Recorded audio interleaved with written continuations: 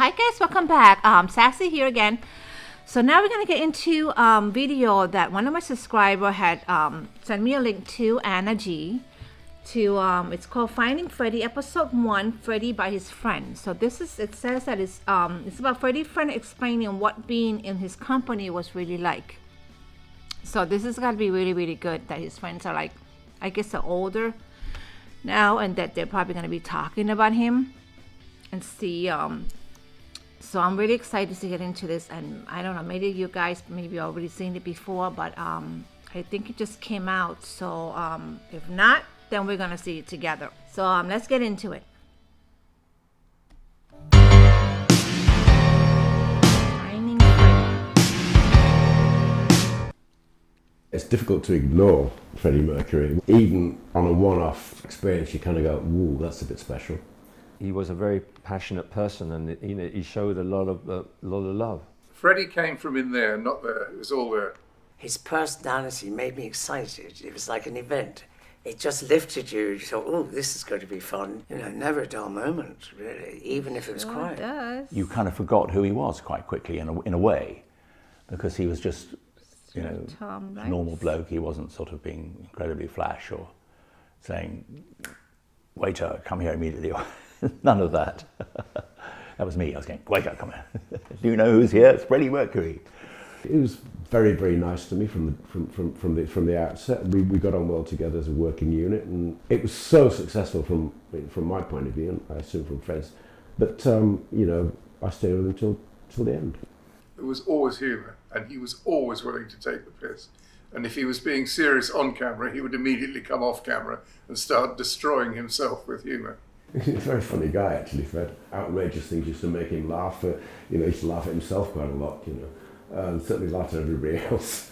It was just it's just a very good all-round sense of humour. I think Freddie had a unique brand of humour, which was slightly camp mixed with something slightly more subtle. It was a very delicate balance. Well, he was a very funny man. He certainly was very funny. And he was very generous. He was the host rather than the sponger. We were the spongers. Okay, so I did heard that he was very, very generous to his friends and people around him. Oh my God, one must be so lucky to be his friends. And they talk. I mean, his friends are. I mean, it's just so wonderful to hear his friends talks about him. I mean, it's like you can tell that they all loved him, and he was a wonderful person. Let's get back to it. Freddie was always up for anything. If you said, "Oh, why don't we try this?" Even if he didn't like it, he'd try it. And then he'd say, "No, yeah, it didn't work at all. That was rubbish." And we'd all agree. I mean, he could also be very quiet. I mean, I remember having one or two dinners with him, and just in a restaurant around the corner, and people didn't seem to bother him too much. Freddie was quite shy, really. He was very quiet sometimes. If he had an important thing to do, he would take life a bit more seriously. He knew how to gauge his parties and his professional life. But you know, when you're on a high coming from Wembley or something like Live Aid, and you brought the house down, you can't exactly go to bed early, can you? When he bought the house, this lovely Edwardian mansion in Kensington, he had a party to ask the friends on to see what, well, a launch party really there, see what we all thought of it. When I arrived in on time, and it's got a balcony over the hall, hallway, and he said, "David and Mary, come upstairs, come upstairs." So he made us hid on the balcony, which overlooked the hallway, so he could hear what the people, his friends, were saying about the house as they walked in. And he said, he could be wicked like this, "They dare say anything against my taste." He said, "There won't be another invitation for them here." That was what he was like. We were up there sort of listening and peering. Oh They my didn't know God. we were up there. He was full of fun and pranks like that. You can hear him say something like that, was a complete joy. He lived in a beautiful home. He had lots of friends around. It was a very happy, joyful place, full of fabulous artifacts. The food was sensational. Everything about it was wonderful. Fred, and it was a home. I think the most importantly, it wasn't just a museum of, you know, fine art. It was an actual home.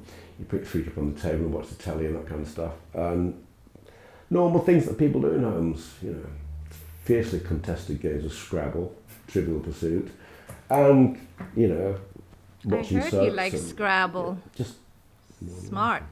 When we went on the I can road, never play and if that I was game. sitting in my hotel room and it was like 8 o'clock at night, suddenly you get a phone call them saying to you, we're going to have dinner, come and join us. So they always treated you as a member of the inner circle, and to me that was very, very, very nice, and you respect that kind of situation. And if he wanted to meet somebody, you know, maybe somebody I knew, he'd say, bring them over, bring them over.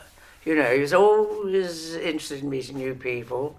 And I suppose if they were good looking or his type, that too, you know, we were all the same. Of course. You know, and it was all done very gently and quietly, you know, and people were made to feel important. When they came to us, they were treated equally, and they're all going, oh, wow, you know, wait till I tell my mum. Someone like Freddie, who is so famous and so recognisable, it must have been difficult for him to really understand what people wanted from him. But I think, in the end, I think he was really fairly happy. He knew that the few people who were close to him because they liked him or loved him. The fact that he's turned into one of the icons just makes me feel good, because it means I was right all along. I mean, he would be, what, 70 plus? And he'd be a grand old man of rock and roll and of opera, I think. With new crowds, their new audiences, it's like he's being given rebirth. And with me, there's still so much to learn about him. So I shall never stop learning about Freddie Mercury. So that will be with me always. That is so true. That is so true. I mean, the man's been dead for like so, you know, a long time, and we still learning new things about him, which is, I mean, that just tells you what kind of man he is. And all his friends, oh my God, how can you not want to be his man's friend? He's so like down to earth. He's so kind and generous, and oh my God, oh, how we wish he was still alive, huh?